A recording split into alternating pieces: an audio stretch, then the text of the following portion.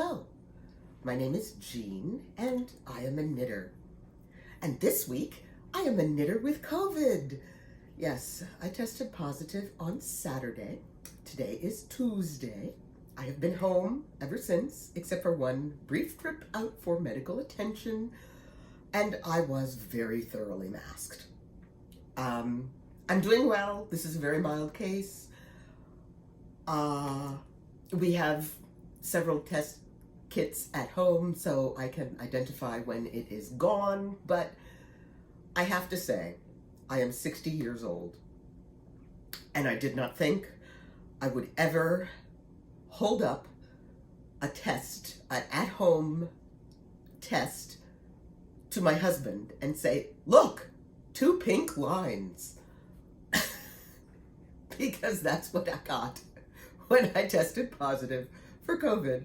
2 pink lines. I'm sorry, I found that hilarious.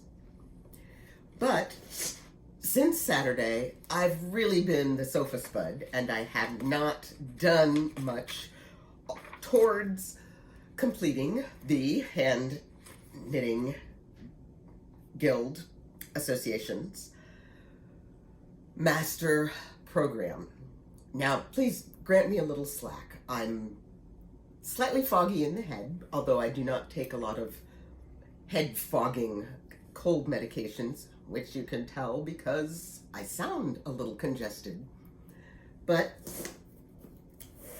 I had been slaving away like a maniac, and what I do is I write stuff down, and then later I type it in, because I can take my clipboard and write down something in 2 minutes, something that I would have to sit down and fire up the laptop or fire up my desktop and then bring up the forums and blah, blah, blah, blah, blah. So here I am. I have completed questions, except for a couple that need references or a second reference. 1 or 2, I'm telling you. I am at question number 16. Don't believe that I have only answered 16 out of 22 questions, because many of these questions have multiple parts. And I did a quick count and tally, and it's more like there are 65 questions. When you add, what would you do if this happened on the right? What would you do if this happened on the left? As 2 separate questions, because they do require 2 separate answers. And in some cases, they don't require that I go through my books and identify references again, but it's still another question. And it's entertaining. But I'm up to page 16. I have not typed all the way, but it is getting a little easier. These are all questions I have written out. It is getting a little easier for me to complete the questions. I will say, I went to the library one day and I grabbed a whole pile of knitting references and sat down in the research area and just looked up stuff and opened this and looked up stuff, and I realized that the library had the wrong edition of Principles of Knitting. It had the early one, which really didn't address the things that I needed, and it wasn't on the same pages, even if she did. So I couldn't use it because I had documented that I had the second edition. So I just kind of let those slide and came back and checked them out when I got home. Then I said, oh, silly me, I keep using Maggie Righetti's Knitting in Plain English, because Principles of Knitting goes into really highly technical stuff and doesn't come out a lot of times and just say, if your swatch is too big, knit another swatch on a smaller needle.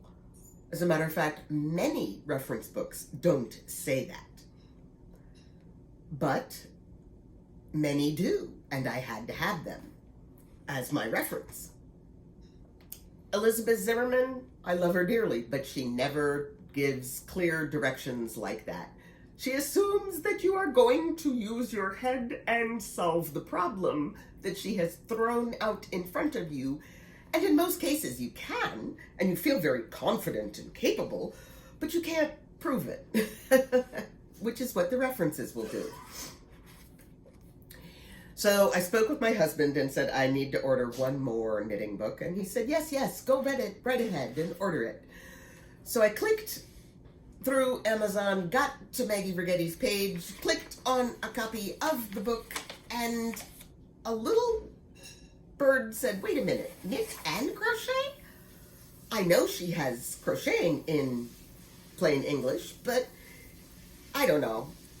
Anyway, when the book arrived, after much anticipation and checking, is it here yet? I received a photocopy of the cover of Maggie Rigetti's book, and it was wrapped around and stapled to a self-improvement tract. It was about that thick. The spine had the right stuff on it. The cover had the right stuff on it. The contents were absolutely wrong. I don't know if Amazon can track this down. Maggie, I don't know if you even want to track it down. It is so bizarre, and it is so very obviously not yours once you receive it. Now, I returned it immediately. Amazon's going to give me a credit, and I will try again to order it. But this time, when my brain says, is there an extra word on the title or something, I am going to look at it closely and make sure that I am getting the book, not just the book cover, that I actually ordered. It's not what you expect. So that's my what for today. I have 3 things. 1, I have COVID.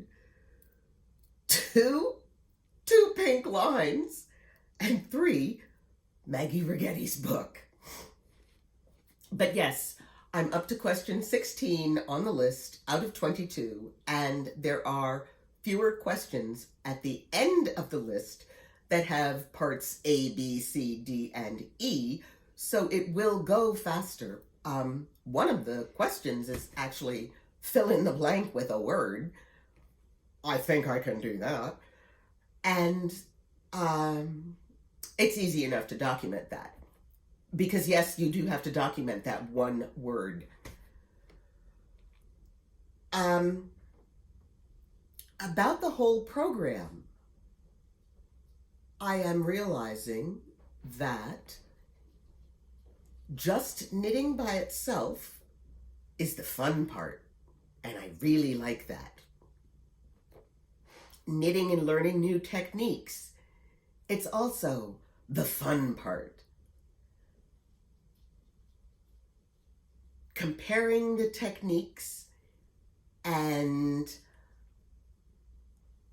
associating the techniques with similar so that you know different ways to achieve the same result, that's part of the challenging part. That's part of the one step up. And